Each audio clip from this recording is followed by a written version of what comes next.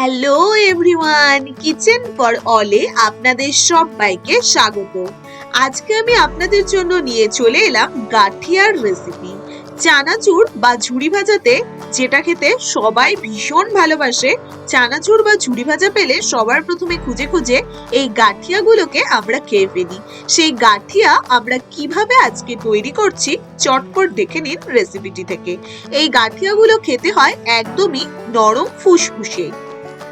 প্রথমেই আমি একটি বাটিতে নিয়ে নিচ্ছি 1 কাপ বেসন। এবার তাতে নিয়ে নিতে হবে 1 চামচ বেকিং পাউডার, ছোট চামচ দিয়ে 1 চামচ বেকিং পাউডার।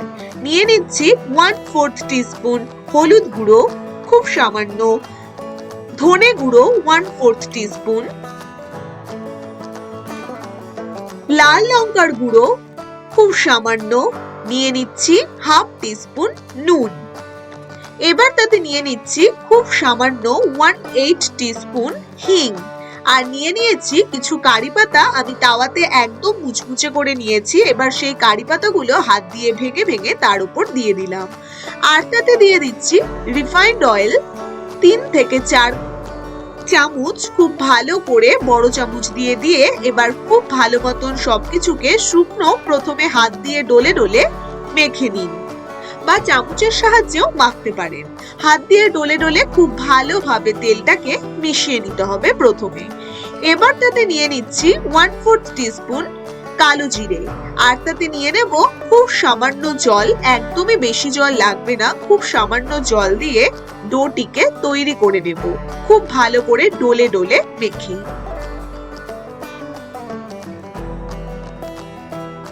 ব্যাস দেখুন, একদম ডোটি কিন্তু তৈরি।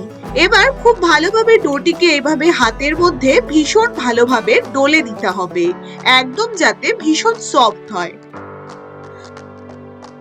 এভাবে খানিকক্ষণ খুব ভালো করে ডলে নিতে হবে, যাতে গায়ে একদমই ক্র্যাক না থাকে। এবার এর থেকে ছোট ছোট বেশ কতগুলো লিচি তৈরি করে নিন। বেশ কতগুলো লিচি তৈরি হয়ে এলো। এবার একটি লিচি হাতের মধ্যে ভালো করে ডলে খুব ভালো মতন ডলে ডলে আস্তে আস্তে বেশ একটা লম্বা শেপ করে রাখুন।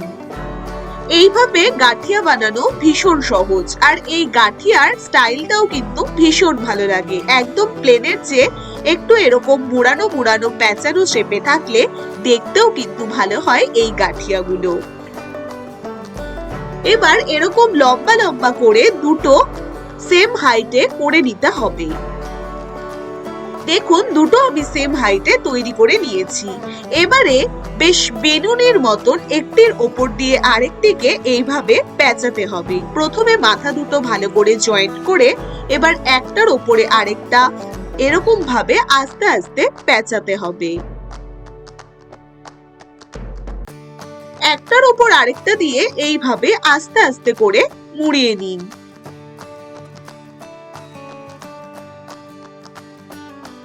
এবার মাথাটাকে একটু চাপ দিয়ে লাগিয়ে নিতে হবে।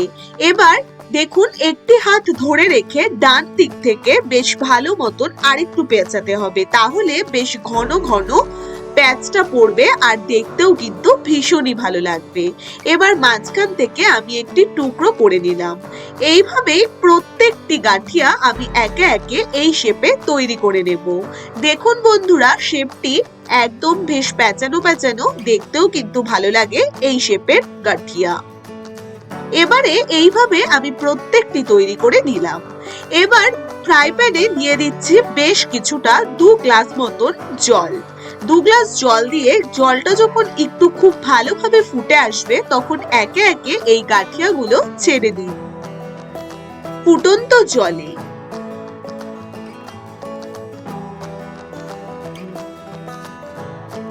ব্যাস, প্রত্যেকটি গাঠিয়া এইভাবে ওপরে ওপরে জলের মধ্যে ছেড়ে দিয়ে এবার খুব ভালো করে ফুটতে হবে 5 থেকে 10 মিনিট। 5-10 মিনিট খুব ভালোভাবে ফুটে এলে গ্যাসের ফ্লেম অফ করে এবার এই গাঠিয়াগুলো জল থেকে চেপে একটি পাত্রে তুলে দিন। খুব সাবধানে ওঠাবেন, না হলে কিন্তু জলের মধ্যে ভেঙে যেতে পারে।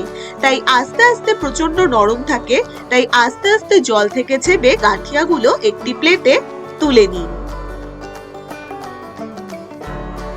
এইভাবে সবগুলো গাঠিয়া একটি প্লেটে তুলে রেখে দিতে হবে 30 মিনিটস। 30 মিনিট বা 1 ঘন্টা আপনারা এইভাবেই রেখে দেবেন, যাতে গাটা একদমই শুকিয়ে যায়। জল জল থাকলে কিন্তু হবে না, গাটাকে একদমই শুকিয়ে দিতে হবে। এবারে ছোট ছোট শেপ করে একে একে গাঠিয়াগুলোকে কেটে নিন। প্রত্যেকটি গাঠিয়া কিন্তু একদম রেডি। আর এই গাঠিয়াগুলোকে এবার সাদা তেলে খুব হালকা ফ্রাই করতে হবে, একদমই বেশি নয়। এবার তেলটাকে খুব ভালো করে গরম করে নিয়ে তেলের মধ্যে একে একে প্রত্যেকটি গাঠিয়া ছেড়ে দিন। ছেড়ে দিয়ে গ্যাসের ফ্লেম লো টু মিডিয়ামে রাখতে হবে আর সমান তালে নাড়াচাড়া করে যেতে হবে।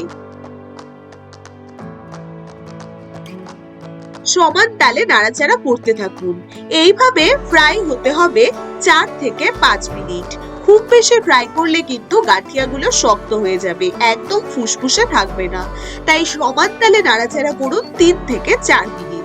3-4 মিনিট এইভাবে তেলের মধ্যে নাড়াচাড়া করলে একদম কিন্তু রেডি টেস্টি টেস্টি নরম ফুসফুসে গাঠিয়া।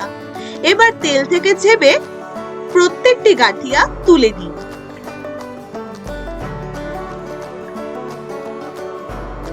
একটি টিস্যু পেপারের ওপর গাঠিয়াগুলো তুলে রাখুন, তাহলে টিস্যু পেপারে তেলটা সোক করে নেবে। এইভাবে ফুসফুসে গাঠিয়া আপনারাও কিন্তু বাড়িতে তৈরি করতেই পারেন। তার জন্য রেসিপিটি অবশ্যই প্রথম থেকে শেষ পর্যন্ত আপনাদের দেখতে হবে। যদি আজকের এই রেসিপিটি আপনাদের ভালো লাগে, আপনারাও চটজলদি তৈরি করে নিন আর সন্ধ্যেবেলা চা বা স্ন্যাক্স এর সাথে পরিবেশন করুন এই রকম টেস্টি টেস্টি গাঠিয়া।